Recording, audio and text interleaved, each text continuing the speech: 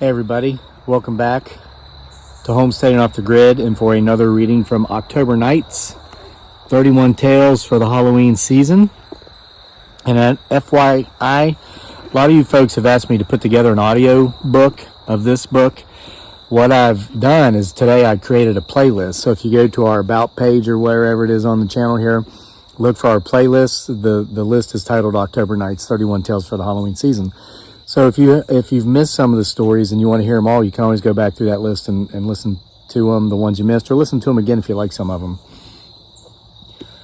Tonight's story is one of the longer ones, so I'm not going to beat around the bush too much with backstory and whatnot, but I'm going to tell you this.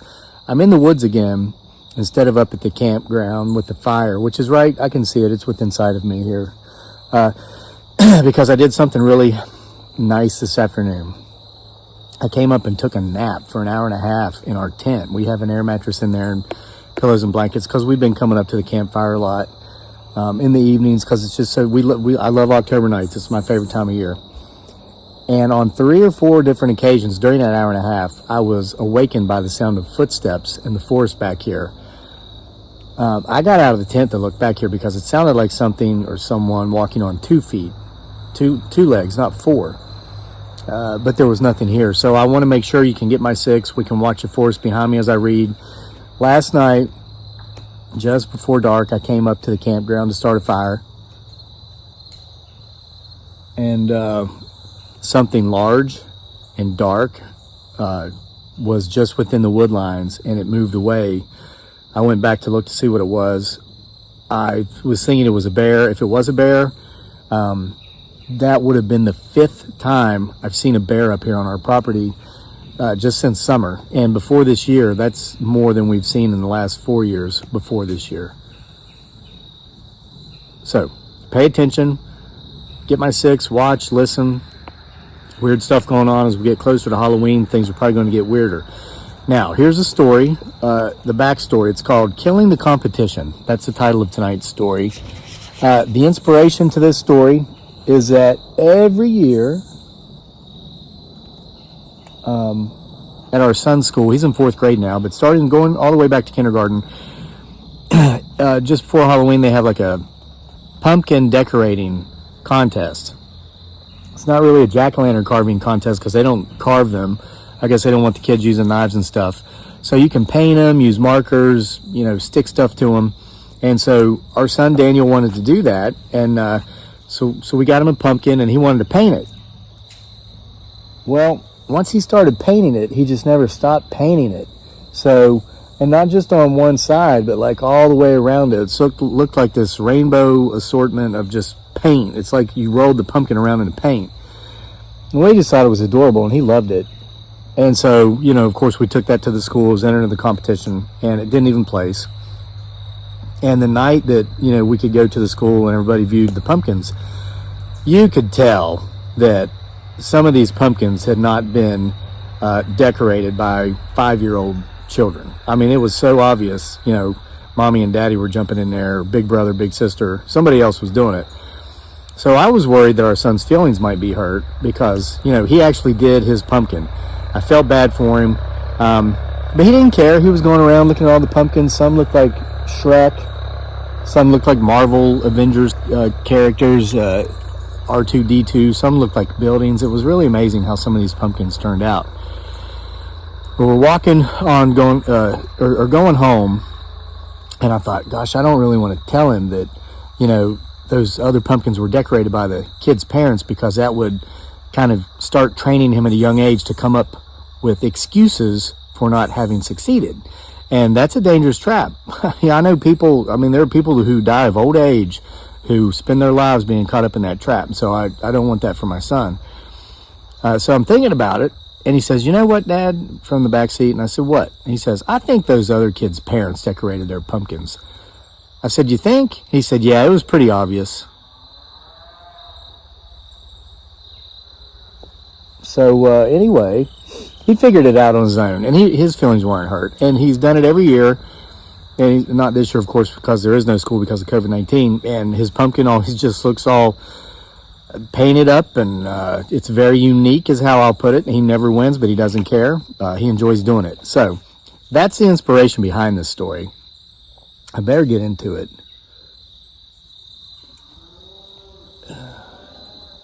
You've got to keep your eyes and ears open tonight, guys. I'm hearing stuff back here. It seems like something's throwing stuff at me. I'm hearing like moans or growls or something. It's a long one. Got to wet my whistle here.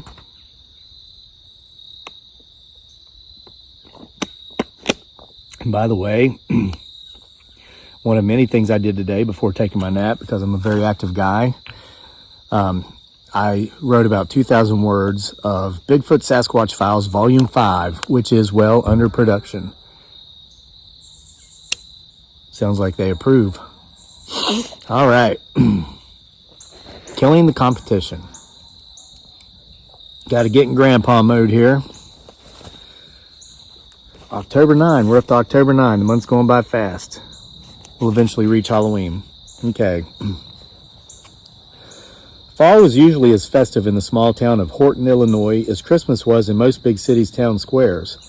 Though the population was less than 3,000, Horton prided itself on being the pumpkin-producing capital of the world, as the sprawling Midwestern farm community grew more tonnage of pumpkins each year than in any other town in America. But this fall, there was a dark shadow hanging over the small burg of Horton. Small as the community was, there had been several accidents that had resulted in as many deaths. Deaths that left women widowed and children fatherless. In one case, one man became a widower and his 2 children motherless. That had been the first accident. It had actually happened back in the summer. It was the oddest of accidents, and most folks didn't think it was an accident, but people didn't like the idea of saying that someone had actually committed suicide. But when they found Mrs. Hampton hanging from a water hose in her garage with a note written in crayon, which read, "I can't take it anymore," everyone had come to the same conclusion. Her death was not ruled a suicide, however, because a handwriting expert, the folks in Hampton were amazed there were such people as handwriting experts, had concluded that the note had been written in the hand of a child. After sampling her children's handwriting, it was determined that the note had not been written by either her son, who was in middle school, or her daughter, who was going into 4th grade this year down at Horton Elementary School. And the fact that the note had been written by a child ruled out any ideas of foul play as far as Mr. Hampton was concerned. The local police department's chief decided he did not want whispers of a murder in his town, especially an unsolved murder, because he was sure as crap wasn't going to take time away from his bowling league to get out there and solve it. So the word murder would not be used in this case. So, since both suicide and murder was out, it was determined that Mrs. Hampton had somehow slipped while attempting to hook her water hose up to the beam on the ceiling of her garage, which held the garage door opener's motor. She had to have been confused somehow, thinking the water spigot was up there, and when she slipped and fell, she did so just right so that the hose wrapped around her neck as she fell. There must have been a kink in it, is what the police chief said, which made it tie up in a perfect knot like that. The explanation of Mrs. Hampton's death, that it was an accident, didn't make a whole lot of sense, but it kept vicious rumors from circulating and embarrassing the family. And besides, everyone knew that Mrs. Hampton was a morning drinker. Anyway, people found it odd when, a month later, Mr. Hicks died in his sleep at the ripe old age of 38. He'd gone to bed the night before, perfectly healthy and in good spirits, and he simply never woke up again. The end. Just kidding. It was only the end for Mr. Hicks. Mrs. Hicks was questioned when the autopsy came back because it was found that Mr. Hicks had died of suffocation. It was almost as if someone had held a pillow over his face so that he couldn't breathe. But the thing of it was that when he was found by his children the next day, a son in middle school and a daughter in the 4th grade, after their mother had told them to go wake their father for breakfast, there was no pillow on his face. Mrs. Hicks' questioning didn't last long because the police chief believed her that she had had nothing to do with it because she had alibis, her children and her daughter's best friend, Lexi. Lexi had been spending the night with the Hicks' daughter, as the two had been friends and classmates since kindergarten, and Lexi, 9 years old, had trouble getting to sleep if she spent the night at a friend's house because she was scared. Mrs. Hicks had gone into the family room where the girls and her son were camping out for the night, planning only to stay long enough for Lexi to fall asleep. but she ended up falling asleep herself and sleeping with them all that night. All three of the children who'd been in the house that night confirmed her story. She was there asleep before them, actually, when they went to sleep, and she was there sleeping when they woke up. The police chief attributed Mr. Hicks' death to an accident. He was accidentally rolled over,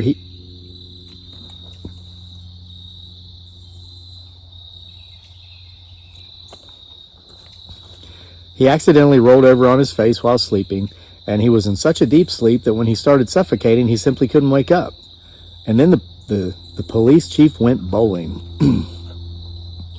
School had started by the time the third accident took another of the small community's members, and this time it rocked more than just the children that the deceased left behind, because he did leave behind a daughter in middle school and a son in 4th grade. But a full 1/4 of the small community's children knew the man well because he'd been their bus driver.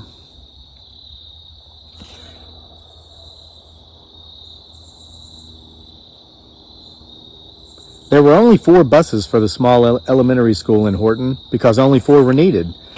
Logistically, the community's layout was a public school transportation system's dream. Horton was basically 2 huge figure 8s which connected in the center, making the need for bus routes simple. It was like a clover leaf, 4 buses to make 4 loops. Mr. Tim, as the kids called him, had just finished dropping off the kids at the elementary school when he'd had his accident. His bus had gotten up to speed just like normal, but when he came to a small series of turns in the road, turns that dangerously weaved around the side of a considerable hill, we'd say mountain, but come on, it's the Midwest, he could not slow down. As he began descending the hill on the other side, the centrifugal force of the mass of the bus took over, and the bus tumbled over the hill, all 50 feet of the hill, and Mr. Tim got crushed by the weight of the bus as it rolled. It was later determined that a child's thermos from their lunchbox had somehow rolled up from some point back on the bus and had gotten lodged under the brake pedal of the bus. When Mr. Tim tried to hit the brakes, he couldn't because of the thermos. The chief of police didn't even have to question anyone about this death, though the community was beginning to ask a lot of questions among themselves, and he was able to get to bowling night a little early. Mr. Bozeman was the next to go. He went in early October. His death, in an eerie way, was very similar to that of Mrs. Hampton's. He'd not died in his garage, and there had been no note written in crayon and in the hand of a child, but he was found hanged to death in the school. Mr. Bozeman was one of the 4th grade's homeroom parents. He'd stayed after with some of the other homeroom parents to help decorate the school for Halloween, the town's biggest holiday, what with all those pumpkins and whatnot. When all the other parents had finished their divvied out decorating responsibilities and were gathering to leave, they could not find Mr. Bozeman, and they could not find Mr. Bozeman. The small cluster of always wanting to be seen doing something for the school group began looking for him, and they found him, hanging by a string of orange Halloween lights right in the middle of the foyer, just inside the front doors of the school's main entrance. Jesus, the chief of police said when he arrived on the scene, trying to figure out how to attribute this to an accident. I need a beer, he said to no one in particular. I'll be at the bowling alley. The small community of Horton felt fortunate that there were no more accidental deaths leading up to the town's massive Halloween celebration. Some people who spoke in hushed tones about foul play amidst in the community were afraid to go to the big celebrations, which were always kicked off with the jack-o'-lantern carving contest down at the grade school, and there was even some talk in the community about canceling the festivities just in case. But when the town's council came together for a special meeting of the minds to discuss the issue, it was determined that Halloween must go on. We are starting off by honoring the memories of our lost friends and neighbors, Mr. Hart, the elementary school's principal, said at the beginning of the ceremony. The jack-o'-lanterns, carved by nearly every kid in the small school, had been placed on display, and the judges had made their rounds. The results were tallied, and the residents of the small town, a good many of them anyway, the ones who'd not been scared to go out for the festivities, stood by, awaiting the announcement of the winner. This was really a big deal in the small town of Horton. This was a really big deal in the small town of Horton. We send our thoughts, prayers, and well wishes to the friends and family members of Mrs. Hampton, Mr. Hart said. Let's have a moment of silence. Everyone in attendance bowed their heads. Some of them cried. But Lexi, who was in 4th grade, mumbled something, barely audible, but something which the chief of police, standing just a few feet away from her, believed he'd heard. Something about no more cheating from the Hamptons. We also send our thoughts, prayers, and well wishes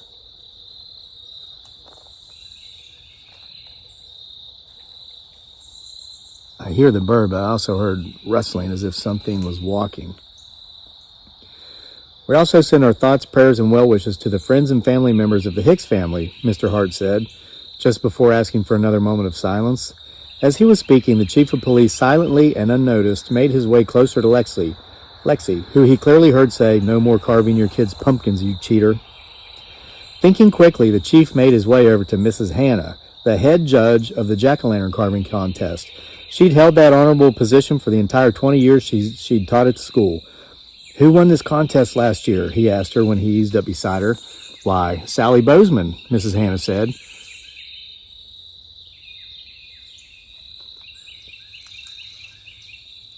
Something that may or may not be birds has completely surrounded me and are communicating with each other. Remember, those might not be birds.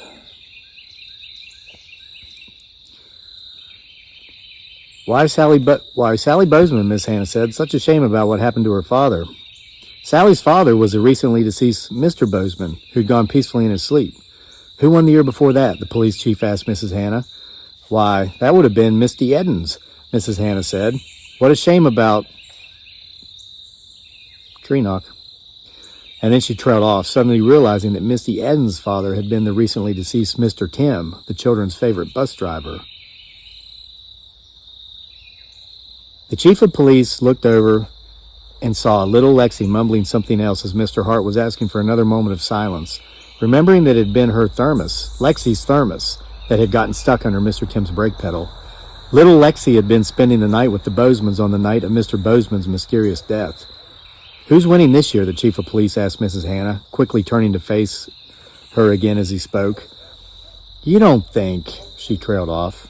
"Who's winning?" he asked again. Mrs. Hannah looked at her clipboard and said, "Pete Stevens." "Change it," the chief said. "Make it Lexi Strom." "It's the Stevens family turn," Mrs. Hannah said, incredulously. "Both Pete's mother and father are homeroom parents. They do so much for this school, and they did such a good job carving Pete's pumpkin for him. It looks just like Shrek." "Make it Lexi Strom," the chief said again. "This is a matter of police business, and potentially life and death." "But her pumpkin looks like crap," Mrs. Hannah said, trying to say the last word as quietly as she could, because there were children and a few prudes in attendance, and I changed that word. She said the bad version. "She carved her own pumpkin, and it looks like a crushed bag of a-holes." "Aren't all these kids supposed to carve their own pumpkins?" the chief asked. "Of course," Mrs. Hannah said, "but everyone knows that if they want to even stand a chance of winning, they have to let their parents do it for them." "That changes tonight," the chief said, "or I have reason to believe we might have another accidental death between now and next Halloween." "You seriously don't think," Mrs. Hannah said, proving her prowess at trailing off. "Let's call it a hunch," the chief said, "and let's play it safe. Mrs. Hannah! Mrs. Hannah!" It was Mr. Hart. He'd been calling for her as she'd been debating with the chief of police. "We'd like you to come up and announce this year's winner." Mrs. Hannah worked her way through the anxious, if not fearful, crowd. "This year's winner," she said when she got to the front of the room, and before she could change her mind, "is Lexi Strom from our 4th grade." The crowd, large as it was silent. They'd seen the jack-o'-lanterns on display, and it wasn't that they could remember how terrible Lexi's looked. It was simply that they couldn't remember it at all. It had left no impression on them. "We did things a little different this year," Mrs. Hannah said. "In the past," she went on to explain, "we've always encouraged our parents to help their children with this contest, due to safety reasons with the use of knives and all, but we have to admit that sometimes we've overlooked the parents helping perhaps a little too much when doing our judging." The members of the crowd looked around at each other. They began nodding and understanding. Everyone knew that a kindergarten child could not make those perfect-looking Star Wars fighter crafts or those Marvel Avengers characters on their own. This year, Mrs. Hannah continued, feeling more confident now that she could tell people were getting on board with her ad-libbing, "We judged predominantly on the merit of whose pumpkin had been done exclusively by the student and its originality, and without a doubt, Lexi stood out among all the really, really wonderful pumpkins in the competition. So please help me in congratulating this year's winner." The crowd finally responded the way it should have with the announcement of the winner, and Lexi walked to the front of the room to take her prize, a gift card redeemable for 1 pumpkin pie per visit at one of the local delis, and it was redeemable for life before the entire group. She swelled with pride, and she shed a few tears that only come from those who know what it's like to put forth great effort in order to succeed.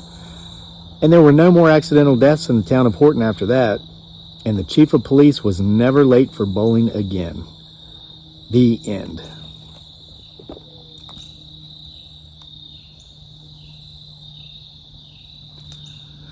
Well, guys, there's another Halloween or October Nights for you. Tomorrow's episode is The Tale of Old Red Eyes. This is a tale I've told before, just it's a little more meat and potatoes in it since I actually wrote it down this time before telling it. I used to tell this one a lot orally.